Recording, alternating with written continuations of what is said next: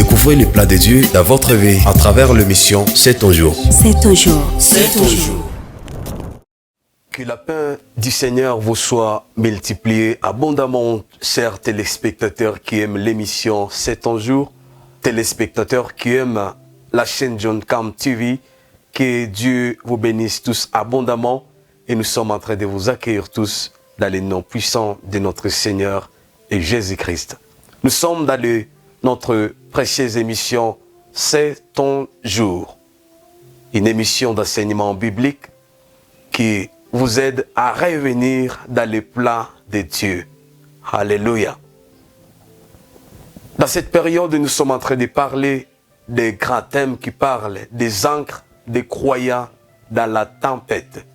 Ou bien, je peux dire, d'un autre thème, le stabilisateur des croyants dans la tempête.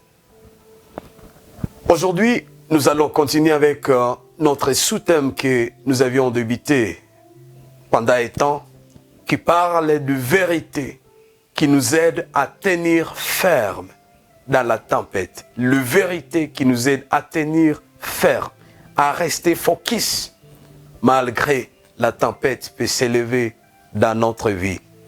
Je vais prier le Seigneur avant que nous puissions parler encore, vous communiquer ce que le Seigneur a prévu que nous puissions vous communiquer pendant la soirée d'aujourd'hui. Père, je bénis ton peuple. Ils sont à l'est, ils sont à l'ouest, ils sont au nord, ils sont au sud. Ils sont éparpillés d'ici et là. Seigneur, je le bénis. Je prie, Seigneur, que tu touches chacun par les noms puissants de Jésus. Bénis chacun d'entre nous, malgré les situations qu'ils traversent, et que chacun, Seigneur, trouve la solution auprès de toi, parce que tu es le Dieu dont nous mettons toute notre confiance et toute notre foi. À toi l'honneur, la gloire, pour des siècles et des siècles. Amen. La vérité qui nous aide à tenir ferme, c'est le thème que nous allons parler aujourd'hui. Aujourd'hui, nous allons vous parler de notre dernière vérité que nous devons savoir lorsque nous sommes dans la tempête. Et à la suite de cette émission, nous allons vous donner maintenant notre premier chapitre de ce thème, le premier ancre qui nous donne la stabilité maintenant dans la tempête. Cette vérité dit ce qui suit. Quand une tempête soudaine s'élève dans la vie des croyants, il y a toujours une palpitation du cœur. Je répète cette vérité, il faut bien les saisir et bien comprendre. Lorsqu'il y a une tempête soudaine qui s'élève dans la vie, il y a une palpitation du cœur. J'espère que vous êtes d'accord avec moi. Lorsqu'il y a une saison sombre qui entre dans la vie d'une personne, qu'il soit chrétien, qu'il soit païen, de foi, il y a toujours une palpitation qui entre dans la vie de l'homme. Parce que toutefois, les épreuves ou la tempête sont des imprévus, sont des choses que nous ne prévoyons pas dans notre vie, dans notre parcours. Ça arrive subitement, ça que nous puissions nous préparer pour cela. Et ça dérange tellement notre cœur. Dans cette palpitation, c'est de là où nous voyons la plupart des gens qui étaient dans les billes, abandonner la foi. C'est dans cette palpitation du cœur où nous voyons la plupart des gens commencer à dire ceci ou cela.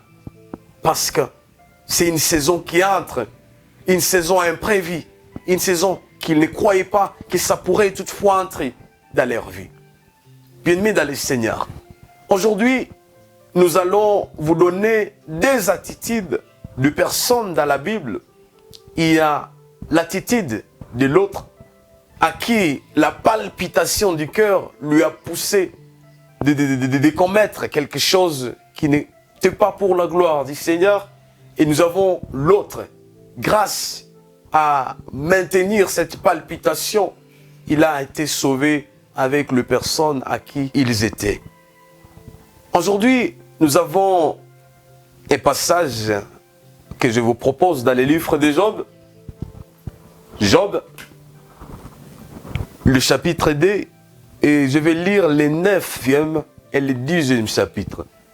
Vous êtes en train de nous suivre, vous pouvez lire également avec moi ces passages et lire tous ces chapitres. Ça pourrait toutefois vous aider pour la gloire de qui? De notre Dieu. Job 2:9. Sa femme lui dit, « Tu demeures ferme dans ton intégrité, mon dit Dieu et mère. » Mais Job lui répondit, « Tu parles comme une femme insensée. Quoi? Nous recevons de Dieu le bien et nous ne recevions pas aussi le mal. » Et tout cela, Job ne pécha pas contre Dieu, parole du Seigneur. Dans la palpitation du cœur, il y a toujours les réactions qui sont différentes. La première réaction, nous allons voir la réaction de la femme de Job lorsque la tempête s'est levée, lorsque le moment difficile est entré dans sa famille, lorsque le moment difficile est entré dans le travail de son mari. Cette femme avait une réaction qui était noyante, une réaction qui pourrait tout gâcher dans la vie de qui? De Job. Ça veut dire que lorsqu'il a reçu les mauvaises nouvelles, que sa richesse est consumée, que ses enfants sont morts, que ce bœuf, tout ce qu'il avait est parti à zéro, il proposa à Job, son mari, de pécher contre Dieu afin qu'il puisse mourir. Cette attitude ou cette réaction qui était poussée par la palpitation du cœur pouvait causer qui? La chute de qui? La chute de Job qui était intègre. Mais la Bible dit que malgré toute cette palpitation du cœur, l'homme de Dieu, Job, lui, il est resté ferme dans sa foi. Et après la finalité de cette épreuve, il a pu recevoir le double de ce qu'il avait auparavant. Alléluia. Nous avons la deuxième personne à qui la palpitation du cœur, après les épreuves, lui a poussé à mal agir. C'est la femme d'Abraham. Après un long moment de stérilité, Sarah, dans son cœur, il y avait toutes sortes d'agitations. Lorsqu'il voyait son âge avancé, il disait, est-ce qu'avec cet âge, je peux encore avoir la faim? Est-ce que je peux encore avoir la faim? À cause de cette agitation, il a proposé à Abraham de coucher avec qui? Avec sa servante. Avec sa servante. Et après avoir couché avec sa servante, certainement, sa servante a donné Ismaël. Donc, je peux dire que la palpitation du cœur n'est pas toujours bon, n'est pas toujours bonne dans la vie des croyants. Bien sûr, il peut arriver des moments qui semblent être troublés, mais ils font demeurer calmes. Ils font demeurer calmes parce que nous avons un Dieu qui ne peut jamais nous délaisser, comme nous avons parlé précédemment, dans les épreuves, dans les moments difficiles, qui peut toutefois nous arriver. Nous avons la plupart des personnes, la plupart des croyants qui ont abandonné leur foi juste parce qu'il y avait une palpitation du cœur qui les a poussés de faire quoi? De faire du n'importe quoi, abandonner même leur foi. Bien-aimés dans le Seigneur, nous devons rester calmes parce que nous avons un Dieu puissant. Il y a les personnes qui ont quitté leur foyer juste parce qu'il y avait des disputes entre les deux et à cause de l'agitation du cœur, l'un se dit je vais chez moi, je retourne chez moi. Dans la palpitation du cœur, il ne faut jamais prendre une décision soudaine. Il faut avoir un temps de tranquillité, un temps de réfléchir avant de prendre quoi, une décision. Parce que nous avons, la plupart des personnes, parce que dans le travail, il y a quelque chose qui ne va pas, il y a des incompréhensions entre travailleurs ou entre patrons et ses travailleurs, à cause de cette agitation du cœur. Vous allez voir quelqu'un se disent, je vais laisser même votre travail, et ils savent.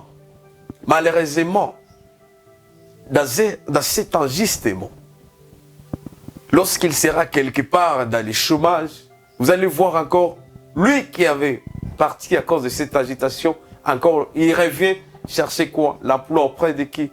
De son patron. Mais s'il pouvait rester calme en attendant les secours de Dieu, peut-être il pouvait encore continuer à marcher toutefois avec qui? Avec le Seigneur. Nous avons les personnes dans nos églises. Une fois, il y a un moment difficile qui entre. Une fois, il y a des petites incompréhensions qui entrent. Vous allez voir quelqu'un se dire, non, moi je vais quitter. Je vais ouvrir mon église. Et nous avons la plupart des gens qui quittent l'église pour aller ouvrir leur propre église. Et après quelques temps, ils ferment les portes de leur église pour retourner encore dans leur église mère. Donc, dans la palpitation du cœur, lorsqu'il y a un moment difficile qui arrive dans votre vie, vous devez calmer les sang-froid. Vous devez rester calme et attendre quoi? Les secours de qui? De l'Éternel qui arrive. La réaction de Sarah de pousser Abraham d'avoir cet enfant Ismaël a causé beaucoup de problèmes. Jusqu'à maintenant, cet enfant Ismaël cause encore des problèmes. S'il y a encore de différents combats entre Israël et Palestine, c'est à cause de quoi? De ces palpitations, de cette palpitation qu'avait Sarah lorsqu'il a passé des moments sans avoir la faim. Mais en finalité, Dieu a accompli sa promesse envers Sarah et Sarah a encore eu la faim, a eu Isaac.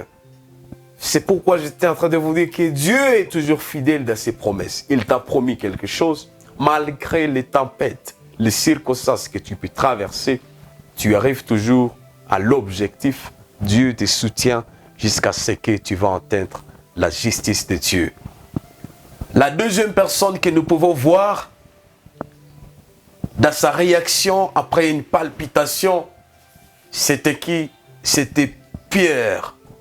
Lorsqu'ils étaient dans la barque, lorsqu'ils étaient emportés par la vague, par les tourbillons qui s'élevaient, Pierre avait une réaction qui était différente par rapport à la réaction qu'avait Sarah et par rapport à la réaction qu'avait la femme de qui? De Job. Nous avons Pierre, lorsqu'il avait des palpitations du cœur, il a pu réveiller Jésus-Christ afin que Jésus-Christ puisse s'élever pour calmer quoi? La tempête qui s'est levée dans leur parcours. Bien-aimés dans le Seigneur, quand il y a les moments difficiles qui s'élèvent dans notre vie, c'est très important de rester tranquille, de rester calme pour attendre les secours de qui? De notre Dieu. Pour clore notre point de ce soir, je vous présente un exemple d'une eau pure qui représente un croyant, quelqu'un qui a déjà reçu Christ. Sa réaction n'est pas toujours comme la réaction d'une boisson gazeuse. Cette boisson gazeuse représente un incroyant dans les moments de tempête. L'eau, lorsque tu peux toutefois agiter, même 1000 fois, tu le déranges, tu peux l'insulter. Il peut traverser toutes sortes de chaos, être battu par terre, et lorsque tu le déposes, et tu ouvres son bouchon, il garde toujours le même. Il garde toujours le même tempérament.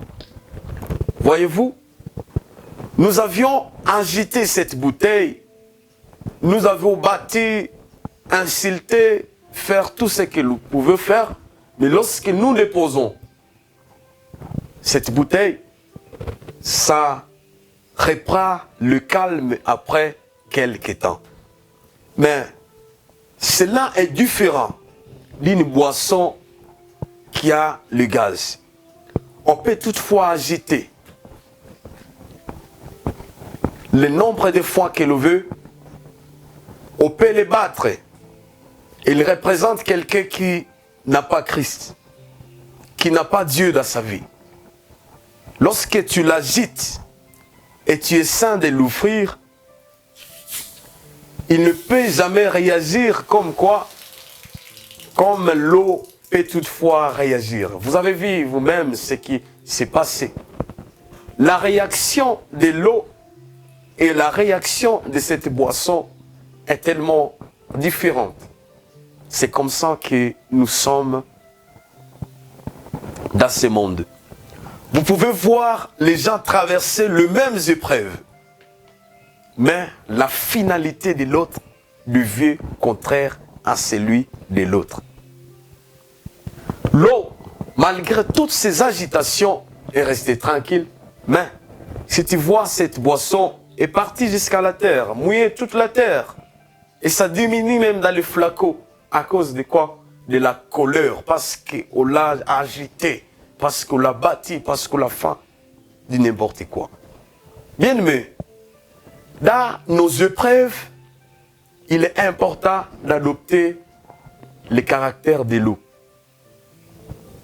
Rester tranquille, malgré tout ce que nous pouvons faire quoi? Nous pouvons traverser. Restez tranquille. Le dernier passage que je vais vous donner aujourd'hui, ça se trouve dans les livres de Lamentations.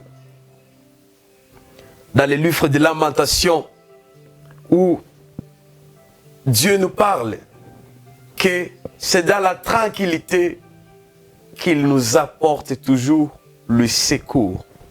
C'est lorsque nous sommes dans la tranquillité que Dieu arrive avec quoi? Avec les secours pour nous délivrer de toute situation que nous pouvons traverser. Je ne connais pas ta situation, bien-aimé dans le Seigneur. Mais aujourd'hui, je t'ai apporté une dernière vérité.